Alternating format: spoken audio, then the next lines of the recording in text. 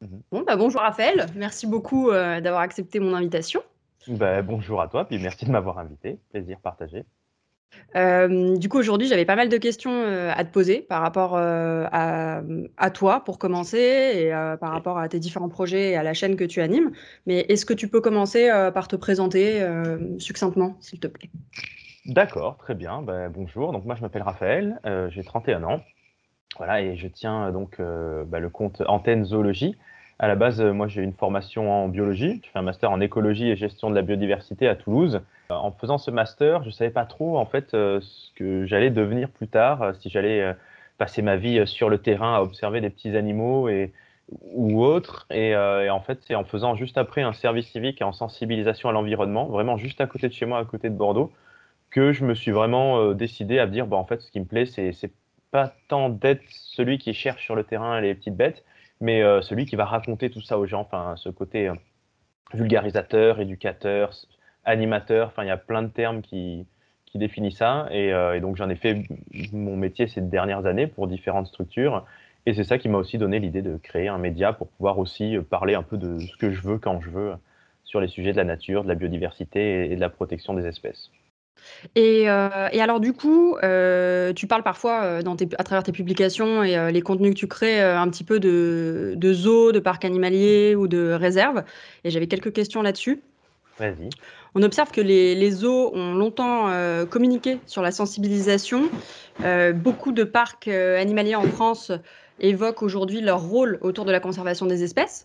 Et est-ce que tu ne penses pas qu'il s'agit peut-être plutôt d'une forme d'élevage de spécimens rares et qu'on essaierait un peu de constituer avec une sorte de collection de souvenirs ou de vestiges d'une faune passée, presque de Pokémon en fait? Alors, ça, pas du tout. Enfin, le but, c'est pas ça du tout. Effectivement, mais il y a un problème là aussi en France, on vient de parler de langage. Mhm. Le terme de conservation, en fait, il est assez compliqué. Oui, Quand on parle de conservation, c'est une traduction anglaise de conservation et ça, c'est un terme vraiment très précis en science, la science de la conservation. Conservation, c'est vraiment un mot qui veut dire protection dans le sens où, voilà, on conserve, on essaye de faire en sorte qu'un endroit reste, le même. Conservation d'un espace naturel. L'idée, c'est que si c'est une forêt, ça reste une forêt. Je le remarque beaucoup sur les réseaux sociaux, hein, dès qu'on écrit qu'on veut faire de la conservation en français, beaucoup de gens voient ce côté un peu conservation, genre une boîte de conserve, quoi. Et c'est pas l'idée derrière les parcs zoologiques. Ça serait un truc un peu pessimiste, de dire qu'on les garde ces animaux en parc zoologique et c'est les derniers parce qu'on peut plus les remettre nulle part ailleurs. Mais vraiment l'idée derrière, c'est plutôt d'être un réservoir de population, de se dire que tant qu'une espèce n'est pas complètement éteinte, rien n'est jamais définitif. Et on a quelques exemples, qu'on peut voir grâce à la fameuse liste rouge qui est créée par l'Union internationale pour la conservation de la nature. Donc oui, la liste rouge donne, à chaque espèce un critère, voilà, ça va de non menacé à complètement éteint. d'accord. Il y a une catégorie qui s'appelle éteinte dans la nature. Donc c'est des animaux il y en a plus un seul dans la nature, Oui, comme mais il y les en dodos de l'île Maurice. alors c'est un peu différent. Le dodo de Non. l'île Maurice, il est Ah dans la bah, catégorie éteint tout court, genre il y en a plus nulle d'accord. part. Voilà. Le dodo, il y en a plus nulle part, malheureusement. Par contre, il y a des espèces comme, l'oryx algazelle par exemple, Ah, qui n'existe qu'en qui en parc n'existe qu'en zoologique ou voilà, exactement. Et en fait, ces dernières années, enfin ces dernières décennies, on a le cas d'espèces qui sont sorties de cette catégorie et qui sont revenues dans des catégories, alors ils sont pas passés de disparus dans la nature à espèces très abondantes, hein, mais ils sont ouais, revenus bien un sûr. peu, ils sont devenus en danger ou vulnérables et donc ça montre que ça peut marcher.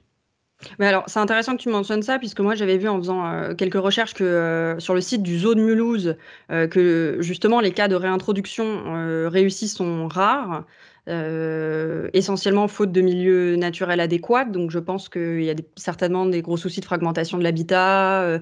Est-ce que toi, tu as des exemples où tu connais des cas de réintroduction qui ont fonctionné, jusqu'alors? Ouais, bah, justement sur Antenne Zoologie, il y a bientôt un an, j'ai lancé un podcast, une émission mensuelle qui s'appelle Animaux sauvés et donc le principe, c'est chaque mois, chaque début de mois, je raconte l'histoire d'une espèce animale qui a été sauvée de l'extinction et parmi ces espèces, il y en a qui ont été sauvées sans avoir besoin du tout de réintroduction et tant mieux. Mais il y a des cas de réussite. Ouais. Un exemple que j'aime beaucoup, parce que c'est des animaux que j'apprécie et qui sont près de chez nous, c'est l'exemple des vautours. Donc Oui. les 4 espèces de vautours européennes, le vautour fauve, le vautour moine, le vautour percnoptère et mon préféré, le gypaète barbu, sont 4 espèces d'oiseaux qui ont été très longtemps persécutées en Europe, qui sont toutes passées au bord de l'extinction et qui aujourd'hui vont pour la plupart beaucoup mieux. Le vautour fauve et le vautour moine, c'est des espèces relativement sauvées, hein, relativement abondantes, essentiellement et majoritairement grâce à des programmes de réintroduction. En novembre dernier, donc j'étais à un congrès international sur le gypaète barbu qui avait lieu dans la Drôme et qui parlait justement de la protection du gypaète barbu. Et c'est pareil hein, dans les montagnes françaises, sauf dans les Pyrénées où il a toujours été présent, mais dans les Alpes, dans les Préalpes et dans la plupart des régions où on peut le trouver aujourd'hui, dans les Baronnies, dans les Grands Causses, ce sont des oiseaux de réintroduction. Donc ce sont des oiseaux qui sont nés soit dans des parcs zoologiques, soit dans des centres d'élevage qui sont dédiés et qui ont été relâchés dans la nature. Et puis il y a d'autres exemples de par le monde. Il y a le tamarin lion doré au Brésil qui a été un des... Oui. Voilà, c'est devenu assez vite une petite coqueluche de certains parcs zoologiques et qui a été vraiment sauvé dans les années 70-80, donc c'est assez ancien.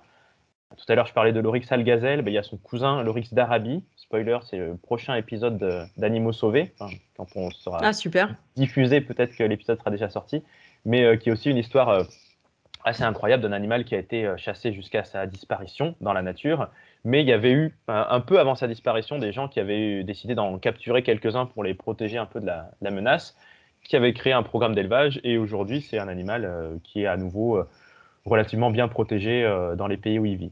Et Quelques donc, exemples. avec cet exemple du tamarin, en fait, là, ce que tu es un peu en train de me dire, c'est que finalement, c'est pas si nouveau que ça. Il y a des zoos qui étaient déjà engagés dans ces travaux-là. C'est pas uniquement un effet de mode lié aux tendances actuelles, à l'activisme et aux sujets de société. Non, il y a des Mhm. pays qui ont une tradition de zoos qui sont très liés à des musées des sciences, qui sont municipaux, qui sont vraiment des institutions scientifiques, un peu comme la ménagerie du Jardin des Plantes à Paris. Euh, Oui, qui est un peu voilà. controversé Ouais, pour pour son d'autres raisons orang-outan, aussi, il me semble, mais oui, évidemment. effectivement. Ouais, la ménagerie est un très vieux zoo, qui a des difficultés à se rénover et à se remettre en place, ça c'est sûr, mais qui au moins est une institution du Muséum national d'histoire naturelle, à but non lucratif. Alors, ce qui permet aussi, Ah, mais d'accord. ça serait un autre sujet, mais d'en discuter, parce que beaucoup de gens aussi critiquent les zoos qui sont des machines à pognon. Mais comme dans beaucoup de domaines, on voit aussi des fois que le service public a parfois du mal et quelques lenteurs à avancer plus vite que les entreprises privées. Mais donc, il y a depuis longtemps des grandes institutions, notamment nord-américaines, anglaises, allemandes, qui sont investies dans la protection de certaines espèces depuis longtemps. Ouais. Est-ce que dans des cas, des programmes de réintroduction, on a été capable de mesurer les impacts bénéfiques, pas uniquement au niveau de la population réintroduite, mais au niveau de l'écosystème global? Est-ce que ça a permis peut-être de rééquilibrer des choses pour d'autres espèces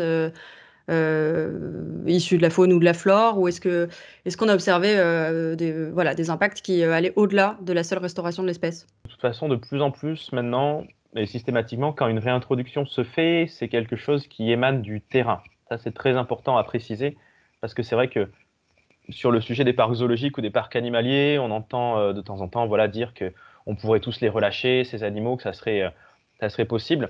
En fait, la nature n'a pas forcément besoin d'animaux, hein. Le gros problème, tu l'as dit, Mm. dans énormément de cas, c'est la disparition du milieu. Typiquement, l'Afrique n'a pas besoin qu'on lui envoie les éléphants d'Afrique qu'il y a dans les zoos. Le gros problème Oui. avec les éléphants, c'est le braconnage et c'est le fait aussi qu'ils font des dégâts sur les cultures, sur les récoltes, qu'il y a un gros problème de cohabitation, comme il y a chez nous avec le loup ou l'ours.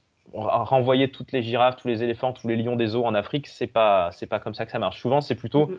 il y a une étude de terrain, c'est ce qu'il y a eu pour le tamarin lion doré, c'est un primatologue brésilien qui a fait le travail et qui a dit ben voilà, là ça serait bien que dans ces forêts il y en ait plus parce qu'à cause de la fragmentation du territoire, comme tu disais, en fait ils étaient pas beaucoup à divers endroits, mais on pouvait dans ces différents petits îlots de forêt rajouter des tamarins pour créer des vraies colonies et pour que ça crée des vraies populations importantes.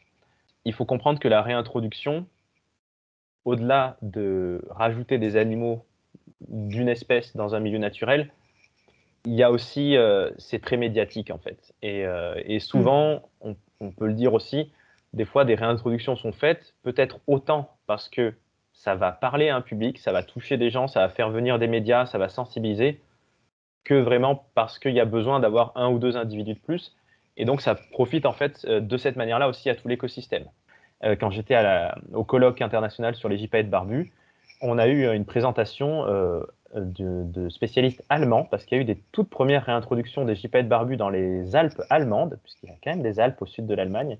Et en fait, le monsieur nous a expliqué que grâce à cette réintroduction, eh ben, ça a permis d'interdire localement la chasse avec des plombs, parce que les gypaètes barbus, une des principales menaces sur eux, c'est que quand ils mangent des carcasses d'animaux morts, parfois tués par la chasse, ils s'empoisonnent au plomb. Mais là, voilà, ça a directement, les Allemands, ils ont dit, OK, ben dans ce coin-là, interdit la chasse au plomb. Donc, il y a d'autres... la chasse n'est pas interdite, hein, il faut utiliser d'autres types de balles, mais il y a ce type de bénéfice. Alors là, je ne vais pas parler de réintroduction d'animaux qui viennent de zoos, parce qu'il y a aussi d'autres types de réintroduction. Il y a ce qu'on appelle les translocations, c'est ce qu'on fait en France pour les ours bruns, c'est-à-dire qu'on prend certains animaux qui sont complètement sauvages dans une région du monde où il y en a beaucoup. En Europe, là, on prend des ours bruns qui sont en Slovénie. On va les lâcher dans nos montagnes françaises. Et là, c'est pas du tout la même chose parce que c'est des animaux qui sont complètement sauvages, qui sont pas à réhabituer, à réadapter, qui connaissent leur environnement. Donc ça se fait pas mal. Et ça s'est fait dans plusieurs régions du monde pour de nombreuses espèces pour relancer aussi un écosystème. Le castor a été réintroduit en Angleterre sur certains lacs et rivières et zones humides. Et on sait que ça a entraîné le retour d'une certaine végétation, de certains habitats, de certains milieux. Il y a un cas qui est très connu, qui est très souvent cité, un petit peu exagéré, c'est la réintroduction des loups dans le parc du Yellowstone aux États-Unis. Oui. En fait, on les avait fait disparaître. Et puis, dès qu'on les a réintroduits, voilà, on s'est rendu compte qu'ils se sont mis à chasser à nouveau les élans, les cerfs, les bisons. Donc, ça a diminué aussi le nombre d'herbivores qui étaient beaucoup trop concentrés. Ça a libéré un peu la végétation. Les arbres ont pu pousser. Du coup, les oiseaux ont pu nicher à nouveau. Et il y a toujours comme ça des effets, une sorte de réaction en cascade qui font que la présence d'une espèce est importante pour d'autres espèces. Dans le cas du dodo, d'ailleurs, on pense que sa disparition a contribué aussi à la disparition de certains arbres qui ne poussaient probablement que parce que le dodo mangeait les graines et participait à sa germination. Donc ça, c'est un sujet important dans les forêts tropicales, la réintroduction dans certaines zones de certains perroquets ou de certains singes. Des fois, c'est pas tant pour le singe ou le perroquet, c'est aussi parce que c'est un vecteur de pollinisation ou de germination de la forêt. D'accord. Oui, c'est, effectivement, là, on voit bien tout le sens, en matière d'écosystème, véritablement et on s'aperçoit que c'est effectivement jamais anodin, finalement, de rajouter ou d'enlever une brique, dans le mur. C'est ça. Et aussi, ce que je trouve intéressant dans ce que tu viens d'expliquer, c'est, l'aspect, très politique, finalement. Quand tu parlais aussi de médiatisation, d'effets de cascade, mais pas uniquement au niveau de ce qui se produit sur le terrain, peut-être de programmes de zoos qui peuvent s'influencer les uns les autres, peut-être de politique locale. Donc c'est intéressant de voir cette dimension aussi, politique et qui va au-delà de la seule action, qui est engagée, en fait, en protégeant ou en réintroduisant, une espèce. C'est essentiel. Enfin, la protection de l'environnement et animal en général, c'est essentiellement de l'humain. Hein. Comme tu dis, il y a tout Oui. un aspect scientifique d'étudier un écosystème et de se dire tiens, qu'est-ce qui va pas, qu'est-ce qu'on pourrait rajouter. Il faut que les humains qui soient autour comprennent et acceptent le programme, le projet. OK, et selon toi, si on peut parler peut-être un peu plus là du coup de l'évolution, des zoos et des parcs animaliers, est-ce que tu penses que ce serait pertinent, que nos structures se concentrent un peu plus sur les espèces endémiques de nos territoires? Ouais, alors, je fais une toute petite intro parce que c'est intéressant ce que tu dis. Effectivement, quand on parle des parcs zoologiques, ce qui est super important, et c'est hyper compliqué à comprendre et je peux percevoir la difficulté quand on est un peu loin de ce milieu, c'est que à la fois les zoos travaillent énormément les uns avec les autres à travers les continents. Et donc évidemment en fait, c'est très compliqué de parler des zoos en général parce que il y a des zoos complètement pourris en Indonésie, en Afrique. Il y a des pays où la condition animale n'est pas du tout respectée. Donc, on a tous vu aussi ces horribles, ils appellent ça des zoos, mais ces espèces de trucs dans des centres commerciaux où tu as un ours Oui. polaire, que ce soit au Qatar, en Russie, en Chine. Donc, derrière le terme zoo, on met plein de choses. Moi, quand je parle zoo, je parle souvent de ce qu'on va appeler les zoos occidentaux accrédités, donc les zoos des pays du Nord en général, c'est-à-dire l'Amérique du Oui. Nord, l'Europe occidentale, bon, l'Océanie aussi, les zoos sud-américains aussi se développent. Mais voilà, évidemment, toutes ces choses-là n'ont pas forcément grand-chose à voir entre elles. Et donc, pour répondre à ta question, je suis tout à fait d'accord avec toi. Ouais.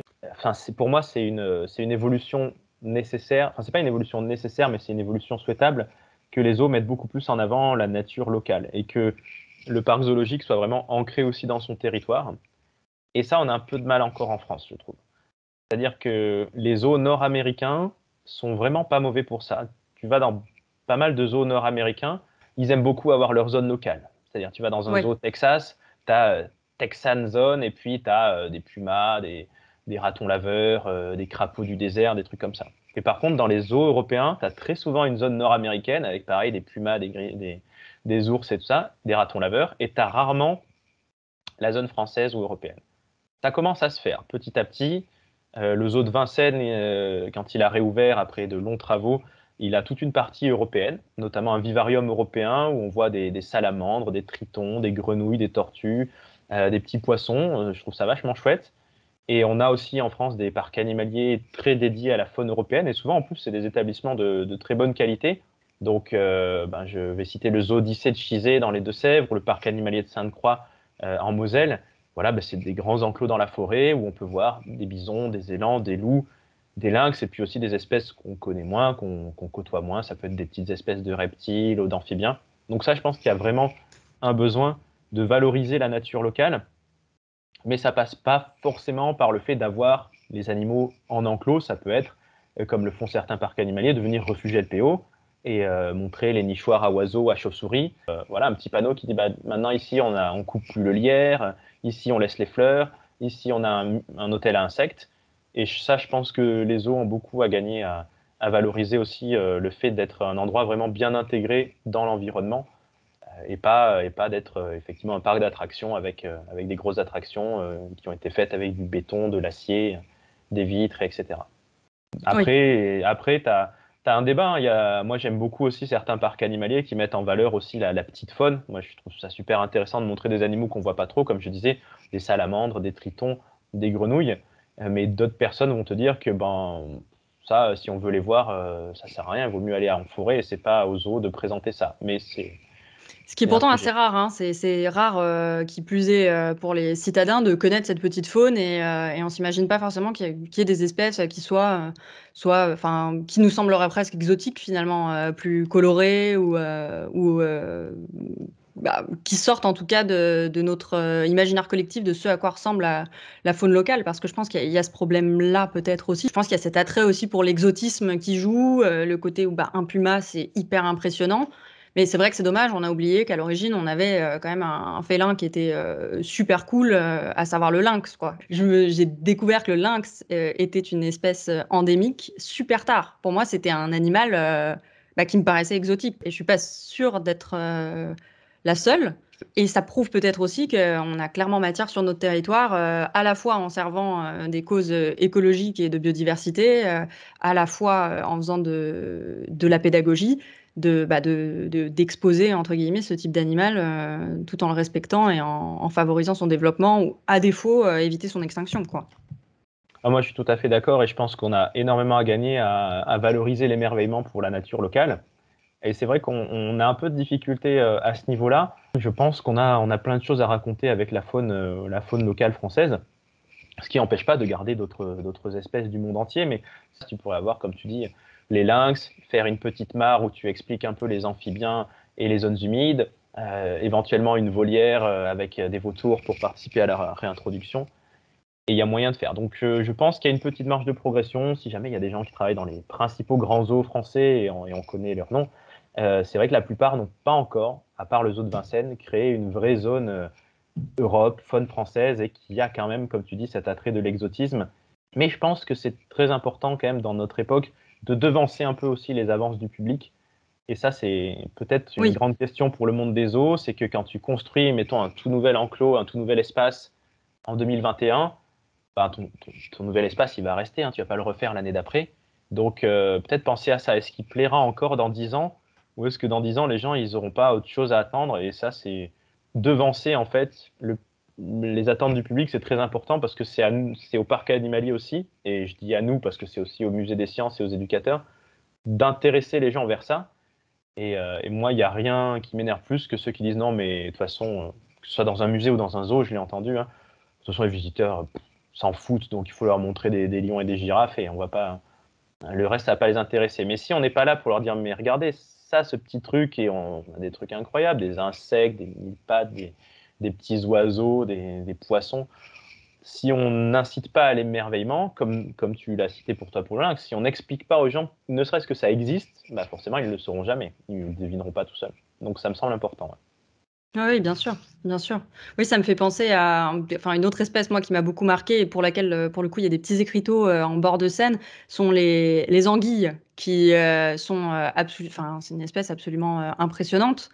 Et alors, ça fait pas rêver comme ça, mais c'est pareil. Peut-être que les gens auraient une tendance plus naturelle à respecter la faune locale si elle avait conscience du fait que bah, ces petites bêtes qui sont peut-être de prime abord un peu repoussantes pour certaines personnes, elles traversent quand même l'Atlantique et elles le font toutes, quoi. Ouais. Je trouve ça assez incroyable de savoir qu'on a aussi des espèces qui font des choses remarquables comme ça et que c'est pas l'exclusivité effectivement de pays et de contrées lointaines, quoi. Mais ça vient de plus en plus, et tant mieux, et je félicite aussi tous les gens qui sont sur les réseaux sociaux et qui ont des comptes de sensibilisation à la faune locale.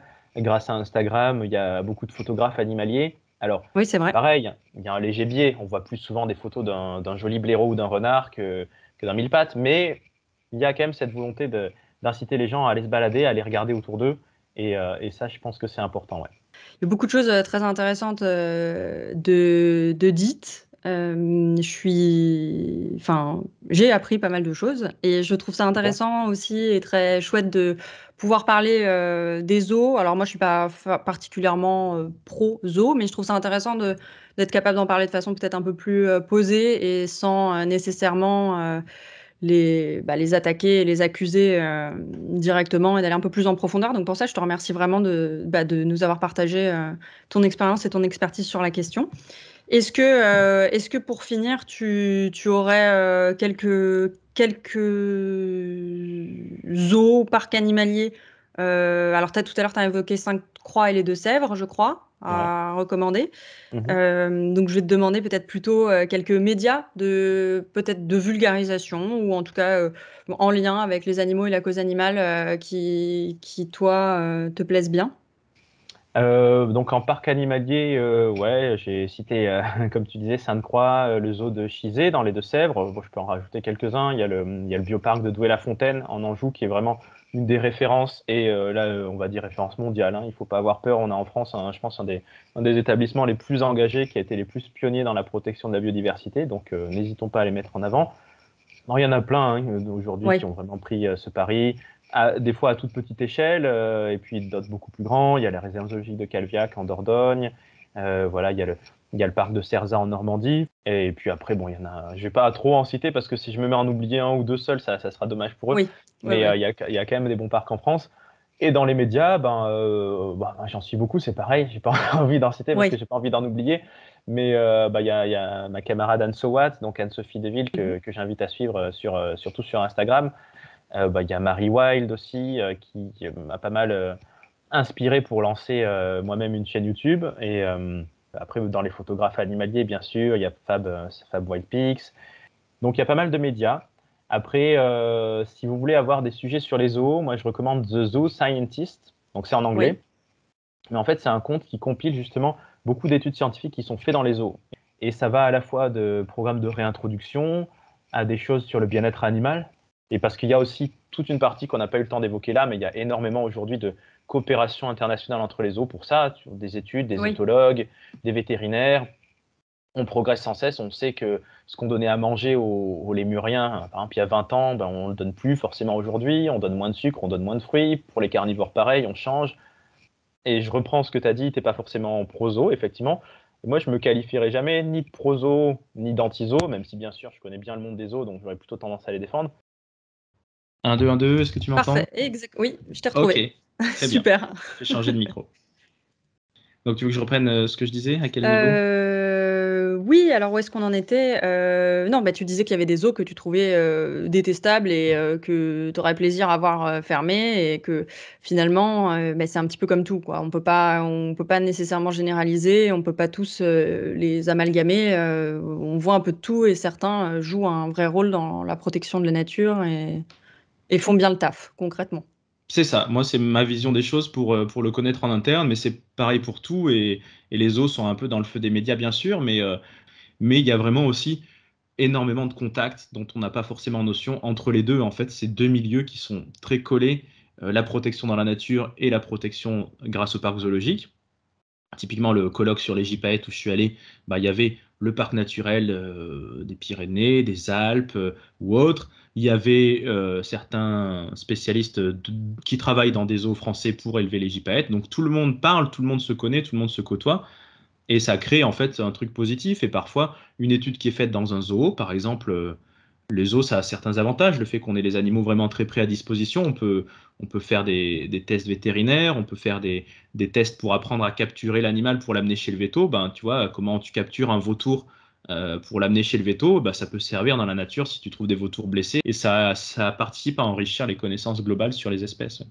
C'est non, c'est très intéressant et espérons, croisons les doigts du coup pour que ça évolue, continue d'évoluer dans le bon sens pour la France et dans le monde. Mhm. Je pense qu'on a couvert pas mal de sujets. Alors, je ne sais pas si tu veux rajouter un petit mot pour la fin ou pour conclure. Écoute, déjà merci beaucoup à toi pour cette interview, c'était chouette d'en parler, mais comme tu l'as dit, je pense que comme beaucoup de sujets, mais ça on en a déjà parlé toi et moi en off, que ce soit la chasse, la protection de la nature, les zoos, les animaux de compagnie, il faut arriver à parler de ces sujets-là de manière assez neutre et scientifique, en voyant ce qui se passe vraiment et faire attention quand même aux idéologies très marquées qui vont très vite créer de fronts qui vont jamais se parler. Ne pas tomber dans la tyrannie du bien au nom d'une idéologie et Ouais, c'est essayer de ça. dépassionner un petit peu le débat. C'est ça. Et pas oublier que la protection de la nature est une science relativement nouvelle, qu'elle prend du temps, que comme on l'a vu, elle est aux frontières entre la biologie et les sciences humaines. Il faut évoluer. Les parcs zoologiques, puisque c'est notre sujet en priorité, ont vraiment besoin, je pense, d'évoluer dans les années à venir. Mais on ne peut pas demander un changement immédiat. On ne peut pas tout faire disparaître du jour au lendemain. On ne peut pas tout transformer du jour au lendemain. Mais pas hésiter à se renseigner et à voir ce qui se fait ou ce qui ne se fait pas pour justement pousser un peu vers vers le futur. Voilà, mais Super. merci à toi. Écoute, Raphaël, merci beaucoup Merci. et à très bientôt, j'espère. De même, au plaisir. Et je te souhaite une très bonne fin de journée. Merci, à toi aussi. Et puis bonne année à tout le monde. Merci. Merci beaucoup.